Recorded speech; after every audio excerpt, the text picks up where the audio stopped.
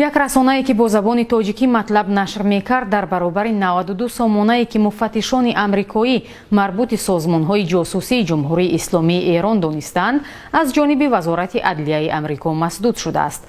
سامانه رسالت که به زبان تاجیکی و با خط کیریلی برای مخاطبان در تاجیکستان مطلب نشر می‌کرد، ضد منافع آمریکا عنوان شده است. در این تورنما بجز از خبر گزارش ها از تاجیکستان و جهان که با شیوه مانند به رسانه‌های رسمی ایران تقدیم می شدند، اینچنین اظهارات و مراجعت های حزبی در تاجیکستان ممنوع نهضت اسلامی نیز پیدا می شد. هیچ گروه یا سازمانی در ایران و خارج از آن به کی تعلق داشتن این سامانه را تصدیق یا رد نکرده است. رسالت ظاهراً زمان توجه مقامات آمریکایی را جلب کرد که پس از کشته شدن قاسم سلیمانی گنرال بلندمقام ایرانی به مراتب فعال شد و هفته دهم مطلب ضد آمریکایی نشر و پهن می‌کرد.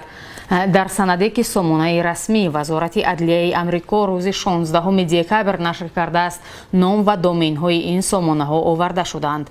آرون سیوارت، مفتش بیوروی تفتیشاتی آمریکا که برآمد این سامانه ها را تحقیق کرده است، در شرح این تصمیم نوشته است که سامانه ها از روی سپاه پاسداران انقلاب اسلامی ایران اداره می شوند و در مطلب هایی که ضد منافع آمریکا نگرانیده شدند به نشر می رسانند.